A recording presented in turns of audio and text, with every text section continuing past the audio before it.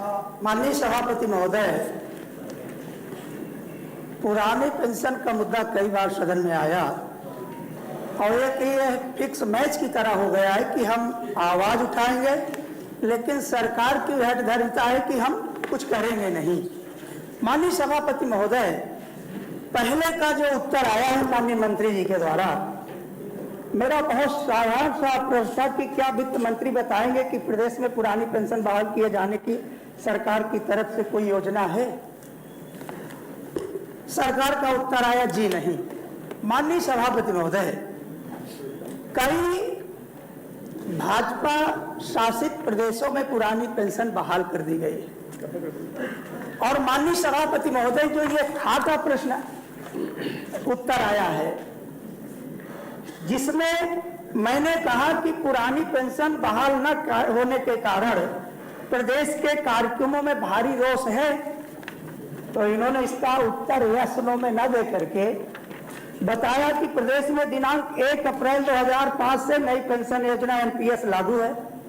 नई पेंशन प्रणाली सरकार के राजकोषीय स्थिति में संतुलन बनाए रखने तथा न केवल सरकारी कर्मचारी अपितु संगठित असंगठित क्षेत्र के कार्मिकों एवं सामान्य जन के लिए बेहतर राष्ट्रव्यापी वृद्धा व्यवस्था सुरक्षा विकसित करने के उद्देश्य से लाई गई है।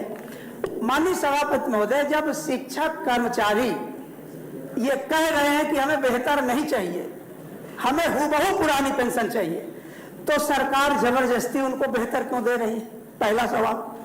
दूसरा सवाल कि विजय कुमार बंधु जी के नेतृत्व में जो पुरानी पेंशन के लिए रात दिन आंदोलन कर रहे हैं अटेवा के प्रदेश अध्यक्ष, मैं वहां की इसलिए करना चाहूंगा कि 1 अक्टूबर 2023 को दिल्ली के रामलीला मैदान पर भारत ही नहीं बल्कि पूरे विश्व में अगर उस रैली का आकलन किया जाता तो उन कर्मचारी शिक्षकों का रोष उसमें देखने को मिलता। पूछ लीजिए। बिल्कुल माननीय सभापति,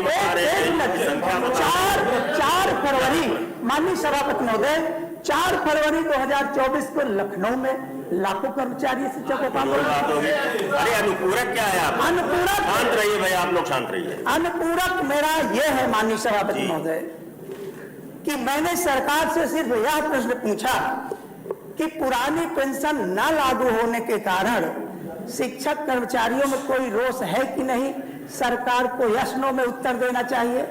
तो सरकार उसका उत्तर न दे करके वो उत्तर क्या उनका आता है कि हम संतुलन बना रहे हैं और बेहतर स्थिति के लिए जा रहे हैं। और माननीय सभापति महोदय, एक मेरा सबसे महत्वपूर्ण इसमें उत्तर और है, 1 मिनट। माननीय सभापति महोदय, राज्य सरकार की अधिसूचना दिनांक 28 मार्च 2005 के पूर्व जो विज्ञापित पद थे उसको राज्य सरकार ने कहा कि हम ओपीएस को एनपीएस में कन्वर्ट कर रहे हैं। हमारे बहुत साथी जो शिक्षक थे, जो कर्मचारी थे, उन्होंने पुरानी पेंशन का चुनाव कर लिया है, लेकिन अफसोस मुझे इस बात का है कि जो एमपीएस में कर्मचारियों का और राज्य सरकार का जो अंशदान कटता था ओपीएस में, आज तक वह ओपीएस का पैसा उनके जीपीएस फंड में कन्वर्ट नहीं हो पाया। माननीय सभापति महोदय, आपके माध्यम से मैं यह अनुरोध करूंगा कि कम से कम अगर सरकार उनके लिए यह व्यवस्था कर दी है तो जो उनके गाड़ी कमाई का पैसा है वो जीपीएफ में कन्वर्ट तो हो जाए। माननीय सभापति। माननीय मंत्री जी।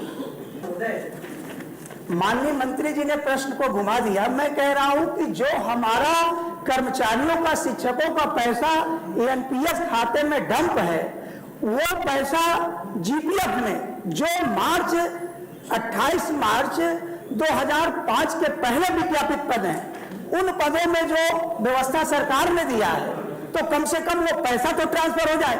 जो आपका पैसा एनपीएस खाते में है उसको कर्मचारियों का, उसका शिक्षकों का कोई लाभ नहीं मिल रहा है। अब जब खाता उनका खुल गया है जीपीएफ का, तो वो पैसा स्वतः जीपीएफ में कन्वर्ट हो जाना चाहिए।